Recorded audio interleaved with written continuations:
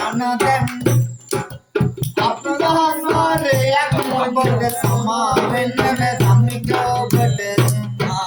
දෙවියන්ගේ ආශිර්වාදයෙන් මම අද ඔබ කියන්නේ රන් සමා වෙන්න වැරදුනා නම් අපේ රට සමා දෙන්න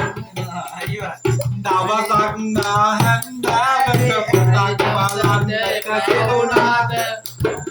සිතුවෙත් නෑ ඒ ජාමිට කමරි වදන්නේ කියලා එමගියන් පානු බේබිරිතේ පිටිපස්සෙන් යනවා කවදාවත් නේ පා බිරිඳනු බේපිටිපස්සෙන් ගෙනිමින් නම් වරෙන් මචං අපේ ළඟට කුරුළු වෙලා